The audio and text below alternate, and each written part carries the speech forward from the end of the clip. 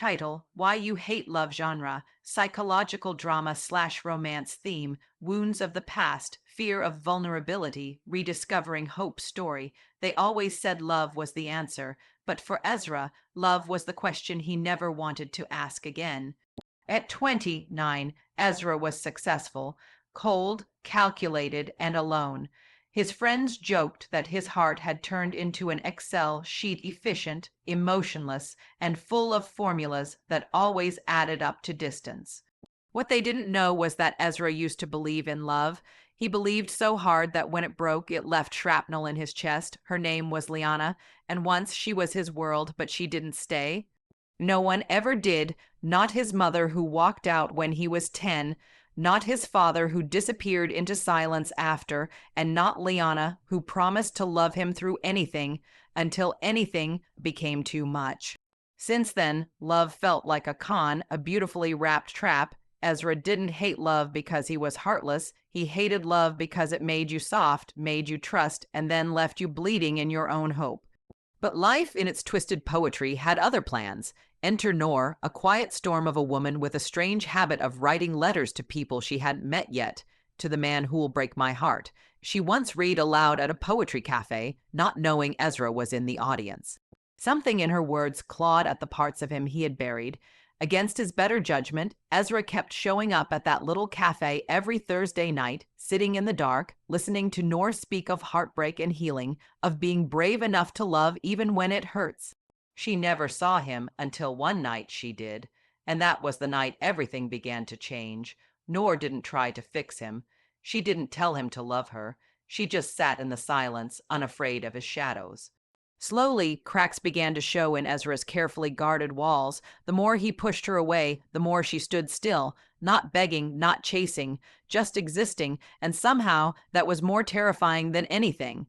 Because deep down, Ezra didn't hate love. He hated what love had done to him, but maybe, just maybe, love hadn't finished writing its story yet. They always said love was the answer, but for Ezra, love was the question he never wanted to ask again. Why? Because what even is love when all it's ever taught you is how to fall apart quietly? Ezra had learned early that love was not what it claimed to be.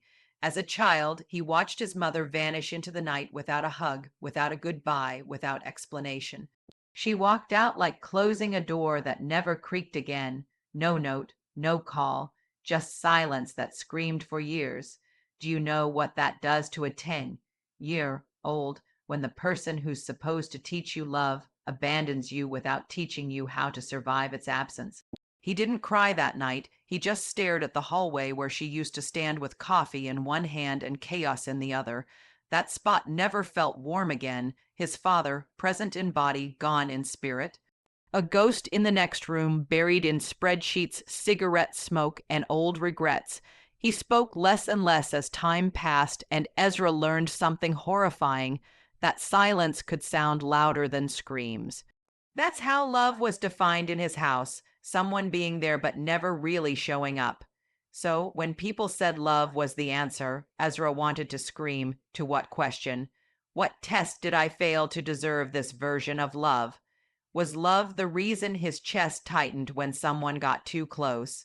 Was love the force that made him chase approval from bosses, strangers, even friends, while feeling like an imposter in every room? Was love what made his hands shake every time someone said, "You're safe with me"? He didn't believe in that kind of safety. Safety was a myth, a bedtime story for people who didn't grow up flinching at footsteps. Years passed. Ezra got smarter, colder, more strategic. Love, he packed it in a box labeled weakness and locked it in the attic of his memory. Success became his therapy, routine his religion. He thought if he became so capable, so untouchable, so needed, no one would dare leave again, and for a while it worked. He climbed the ladder dressed sharp, spoke in logic, and smiled like nothing ever cracked beneath. But every night, after the noise stopped, after the meetings ended, when the house went dark, and he was just Ezra, not senior consultant Ezra, and not impressive Ezra, that's when the ache returned, that unnameable ache. The kind that doesn't yell but whispers, why does it still hurt if you've moved on? Why do you still look for her in strangers? Why do you still remember the exact shade of betrayal in her voice when she left? He met Liana when he was 24. And for a brief, terrifying moment, he thought maybe he was wrong about love. She was softness and fire, a walking contradiction that made him feel seen, really seen. He told her stories he didn't even know he remembered. And she listened like every word was sacred. But here's the thing about people like Ezra: they love from behind a wall. They want to be known but fear exposure. They crave closeness but fear being shattered. So they self-sabotage bit by bit, quietly, tragically. He pushed her away the same way he had once pushed back tears. Out of survival, he joked too hard, dismissed too quickly, avoided too often, until she said, "I love you, but I can't keep begging you to believe me." And just like that, another exit, another echo, another proof that love wasn't safe. Was she wrong to leave? Maybe not. But pain doesn't care about fairness. Pain cares about impact, and the impact was brutal. It reaffirmed what he already believed deep down: love always leaves. So he hardened again, more than ever. Love became a memory soaked in acid, something people sell in movies, not something real people survive. And every time someone asked, "Why are you so closed off?" he wanted to yell, "Because being open got me shattered. Because loving her made me weak. Because trusting her made me hate myself when she left." But he never said those things out loud. Instead, he smiled, said he was focusing on his career, said he was not looking for anything right now. And people believed him because it's easy to believe someone who's good at wearing armor, but inside, Ezra didn't hate love. He hated what love had done to him. He hated who he had to become just to survive it. And maybe, just maybe, he hated how much he still wanted it, despite everything. Ezra didn't hate love because he was heartless. He hated love because it made you soft, made you trust, and then left you bleeding in your own hope. How can anyone keep believing in something that keeps breaking them? How do you keep reaching for a flame that has burned you over and over until your skin no longer recognizes warmth without pain? Love wasn't a cure for Ezra. It was a memory wrapped in thorns. Every time he let someone in, they walked out holding pieces of him he never got back. So he stopped giving those pieces. He started rationing his emotions like water in a drought. You got his time, maybe, his intellect, yes, but his trust, his soul, that door was bolted shut. And what made it worse? Society had the audacity to make him feel guilty for that. They called him emotionally unavailable, cold, afraid of commitment, as if he chose this version of himself. As if he woke up one day and said, "You know what, let me disconnect from all human connection just for fun." No one saw the origin of the freeze. No one asked, "What happened that made you shut down like this?" Because let's be honest, people don't always want to understand. They want to fix. And Ezra had learned, the moment someone tries to fix you, they stop seeing you. That's the cruel irony of love, isn't it? It claims to accept you fully, but often demands that you heal fast, love easy, and be ready when they're ready. But what if you're not? What if you're still bleeding from a past they'll never understand? What if the idea of someone saying, "I won't leave," sounds more like a threat than a promise, because that's exactly what the last person said before they left anyway? Ezra didn't need another promise. He needed proof, not flowers, not texts, not late night calls, consistency, patience, stillness, but who waits around for that and more? So he chose safety over sincerity. Predictability over passion. He didn't let his heart lead. He let logic decide who was safe to feel around. Most of the time, the answer was no one. Why? Because love makes you hopeful, and hope, that was the most dangerous emotion of all. Hope tells you this one will be different. Hope whispers, they won't hurt you like the last one. Hope hands you a mirror and says, you're finally worthy of being seen. And then when it doesn't work, when the texts go unanswered, when your vulnerability is met with silence or worse, judgment, hope becomes a hammer, shattering you from the inside out. Ezra hated that. He hated how love sold itself as the solution, but often arrived dressed as a storm. He hated how it made you pour yourself into someone else's hands and then watch them drop you without even realizing what they've done. Is that heartless, or is that self defense? Is that numbness? Or survival? It's not that Ezra couldn't feel. He just couldn't afford to feel without safety. He knew what it felt like to unravel. He had done it before. He wasn't going back there again, so he built systems. Boundaries, habits. He learned to smile at weddings and nod during relationship talks. He learned how to say things like, I'm just not in that space right now, or I've got a lot on my plate, polite. Distant, strategic, he became fluent in emotional avoidance. But here's the thing no one talks about: the people who seem the most closed off, the most guarded, the ones who pretend they don't care. They're often the ones who once cared the most. They're the ones who loved so deeply that when it broke everything. Ezra was one of those people, and deep inside him, buried under the rational armor and professional calm, was a boy who once believed love could save you, who once waited at a window for someone who never came. And when that boy grew up, he told himself, never again. So no, Ezra wasn't heartless. He was heart, bruised heart, aware heart, tired, because loving without healing first.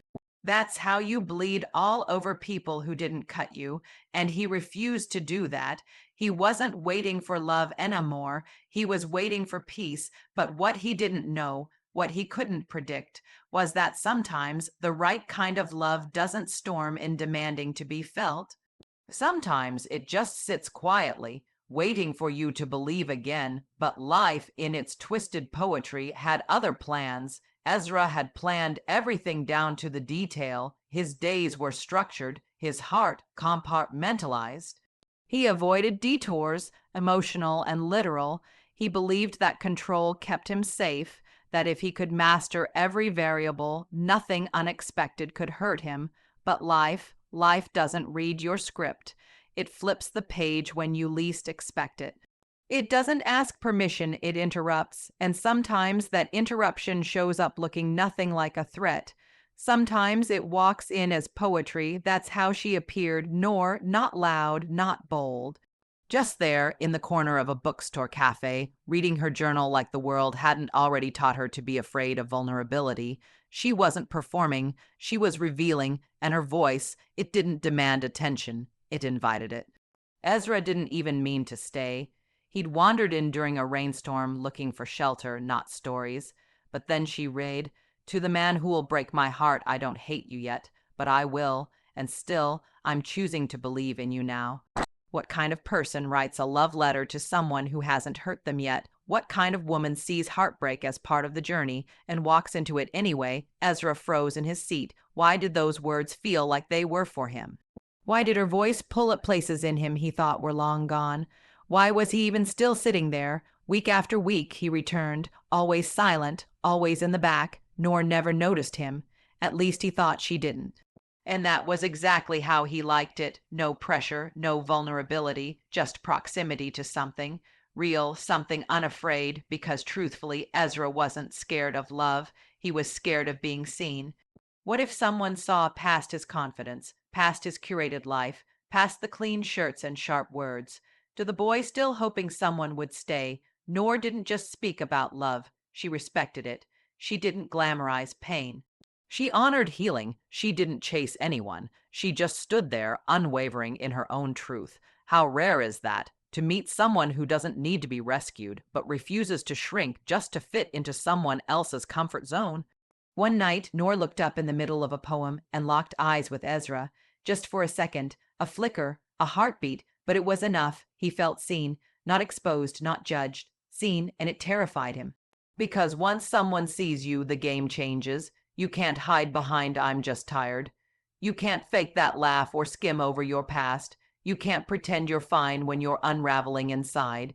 Ezra knew what would come next if he let her in, the questions, the closeness, the eventual crack, and yet he stayed. Why? Why do we stay in the orbit of someone who stirs what we swore we'd buried? Because deep down, no matter how broken we are, there's a whisper that still wants to heal. Because no matter how loud the fear gets, love, real love, doesn't shout back. It waits, it listens, and Noor, She didn't chase him. She didn't ask, "What's wrong?" or "Why are you so distant?" She just showed up, week after week, in the same corner, reading truths into the air like someone might catch them and breathe again.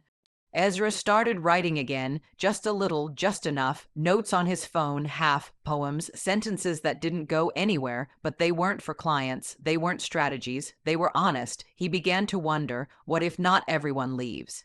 What if some people don't need to fix you to love you? What if you don't have to bleed just to be understood? Still, he resisted. Healing wasn't linear, and it sure as hell wasn't logical. There were days he wanted to run.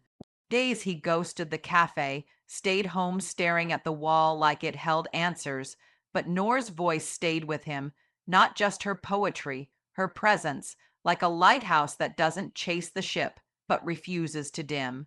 She was a contradiction to everything he believed and somehow exactly what he needed to question it all. So, yes, life had its plans, not cruel ones, not perfect ones, but necessary ones. Because when you've spent your whole life dodging love out of fear, maybe what you really needed wasn't someone to fix you, but someone to remind you that you were never broken in the first place, nor didn't try to fix him. She didn't tell him to love her. She just sat in the silence, unafraid of his shadows. Do you know how rare that is? To meet someone who isn't intimidated by the parts of you that others usually run from. Not everyone has the patience to sit next to your storm and not flinch. Most people want the highlight reel, the healed version, the cheerful edits, but Noor, she stayed for the raw footage, the unedited mess. The confusion, the silence between questions. Ezra wasn't used to that. People always had expectations. Smile, perform, be enough but not too much, open up but not too deeply, be real but not too real. Noor didn't carry any of that weight. She didn't pressure him to talk about it. She didn't treat his quietness as a challenge to break. She treated it like a language, and when someone treats your silence like a language, you start to trust your own voice again. He didn't even realize it was happening. At first, it was eye contact, then a soft hello, then one evening she asked him, "Do you ever write?" He should have lied, should have brushed it off, but something in her tone didn't ask for a performance. It asked for truth, so he nodded quietly, barely. She smiled, didn't follow up, didn't ask what or why, just left space for him to come forward when he was ready, and that space, that freedom to arrive when you're ready. That's what heals people, not pressure, not deadlines, not ultimatums, safe space. He started writing again, at first in secret on napkins, on the back of receipts, then journals. Then he left a poem on her chair when she wasn't looking.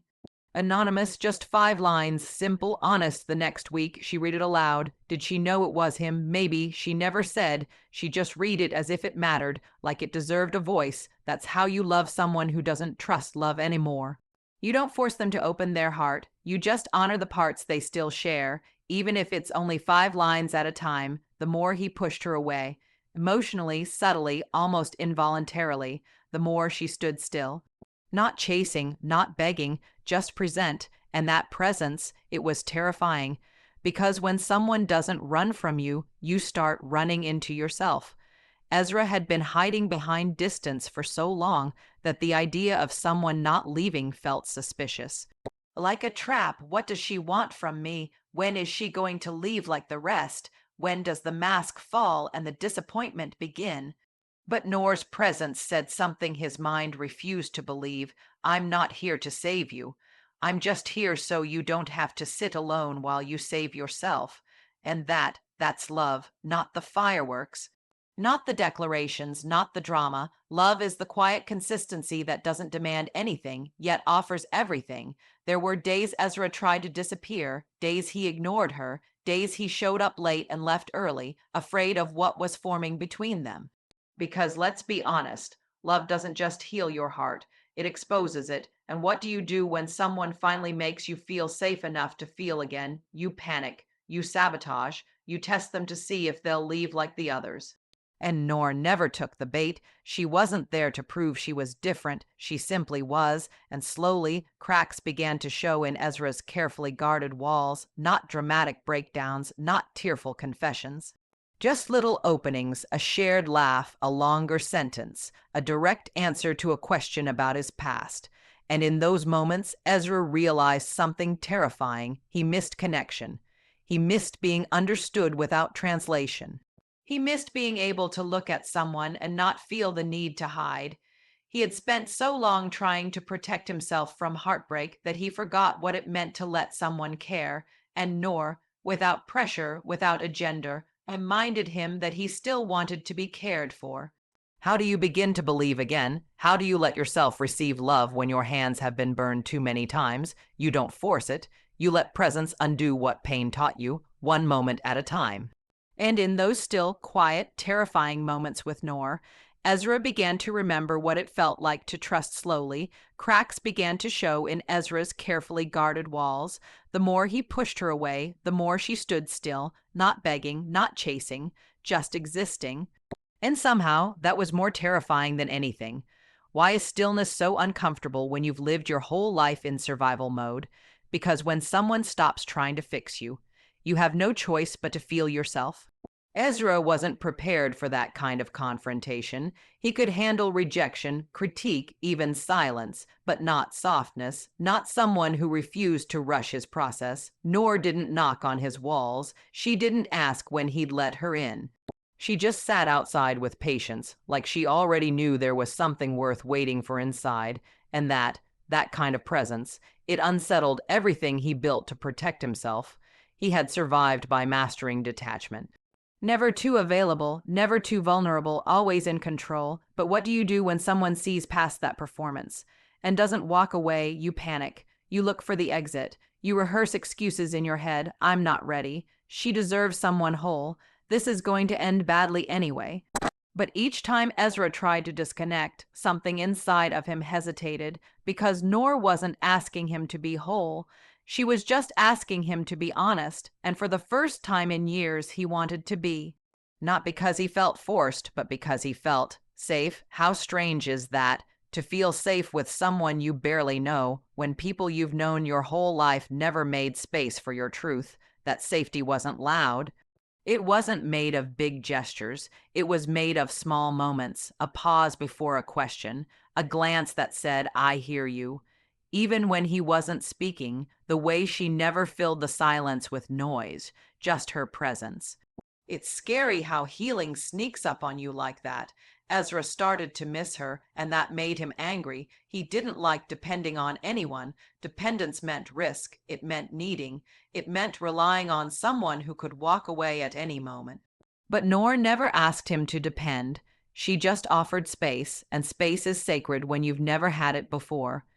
He found himself thinking about her at the strangest times, in the middle of emails while brushing his teeth. During traffic, not just her face, but her presence, her calmness, her quiet courage, and then came the realization that made his breath catch. He was softening, not in a weak way, in a real way, in a way he hadn't allowed himself to feel in years. But that softness came with a price self-reflection, and that's when the fear got loud. What if she changes her mind? What if she sees the darkness in me and leaves? What if I let my guard down and everything I feared actually happens? That fear made him cold again for a while. He texted less, showed up late, became distracted, distant, but Noor didn't push. She didn't say, "What's wrong with you?" She simply looked at him one night with eyes that didn't accuse, but understood. And that look, it broke him more than any argument ever could, because it said, I see your fear, and I'm still here. Who teaches someone how to receive that kind of love? Who prepares you for a connection that doesn't demand performance but welcomes presence? No one does. That's why it's so terrifying when it finally shows up. Ezra started asking himself hard questions. Was he really protecting himself, or just punishing himself? Was he avoiding pain, or avoiding the possibility of being loved right? Had he become so addicted to control that he didn't recognize healthy intimacy when it stood in front of him? Unmoving, unafraid, the truth hurt, because healing always does. It was easier to be numb. It was easier to live half alive than to risk being fully seen. But Noor didn't fall in love with a mask. She connected with the cracks, the pauses, the moments he let his guard drop, even if just for a second. That's when Ezra realized he wasn't afraid of love itself. He was afraid of what love would reveal about his past, about his wounds, about the parts of him still aching for something he pretended not to need. And still, Noor stayed, not because he earned it, not because he deserved it, but because real connection isn't about worthiness, it's about readiness. And though he didn't feel ready, something in him wanted to be. And that desire, that quiet, trembling desire to believe again, that was the beginning of everything, because deep down, Ezra didn't hate love. He hated what love had done to him. He hated how it made him feel hopeful, exposed, alive, and then left him alone in the wreckage. How do you trust something that once made you forget who you were, just so it could remind you how easily you could be broken? How do you believe in love when the last time you opened your heart, someone used your deepest truths like weapons in an argument? Ezra wasn't bitter. He was exhausted, not from giving love, but from giving it in places that could never hold it, from choosing people who weren't ready, from mistaking attention for affection, from interpreting temporary effort as eternal promise. It wasn't love that hurt him. It was the illusion of it, the version that shows up all bright-eyed and beautiful until things get hard, the kind that says, "I'm here for you," but disappears the moment you're not easy to love. And isn't that the part that breaks us the most? It's not the goodbye, it's the confusion. It's the was any of it real? The how did we go from everything to nothing? The was I too much or were they just too temporary? Ezra had loved recklessly once, completely, with the kind of trust that says, "I don't need guarantees, I just believe in us." And when that collapsed, it wasn't just a relationship that ended, it was a version of him that never came back. He became the man who double checked everything, the man who calculated how much of himself to reveal and when, the man who looked at love not as a home, but as a battlefield, because when you survive something emotional, your nervous system doesn't forget. Your heart might say, "Try again," but your body says, "Be careful. You remember what happened last time." Ezra had internal alarms wired into his soul. Every kind gesture, he scanned it for hidden motives. Every compliment, he questioned it. Every "I'm here for you," he translated it to mean "for now." That's what trauma does. It rewrites your dictionary. Love no longer means safety. Closeness feels like danger. And vulnerability, that becomes a word you avoid like fire. So no, Ezra didn't hate love in theory. He hated what it had become for him. He hated how it made him abandon himself to win someone else's affection. He hated how it made him shrink when he should have stood tall. He hated how it tricked him into thinking that being chosen was the same as being cherished. There's a difference, isn't there? Being chosen is about timing. Being cherished is about depth, and Ezra, he had been chosen by people who didn't know how to hold depth. That realization didn't come easy. It came through years of quiet sadness, through awkward dates, through cold silences in rooms that once felt warm, through the voice in his head that asked, "Why does no one stay once they see the real me?" And then one night he wrote something down. Maybe I wasn't too much. Maybe I was just asking for the wrong kind of love to stay too long. That sentence sat heavy in his journal. He didn't read it again for weeks, but when he did, it hit him like truth always does. Soft but undeniable. He never hated love. He hated the version of love he was taught to settle for. The kind that punishes vulnerability, that rewards emotional distance, that runs at the first sign of discomfort. But now, standing in the quiet aftermath of all he'd lost, Ezra realized something else. He wasn't angry at love anymore. He was angry at himself for giving up on it, because somewhere inside, beneath all the fear, was still a man who wanted to believe, who wanted to be held, not just touched, who wanted to be heard, not just responded to, who wanted to be met, not just found. So the question changed. It was no longer, "Why did love hurt me?" It became, "What kind of love do I want now, and am I ready to receive it?" That question didn't come with a neat answer, but it opened a door, and sometimes after everything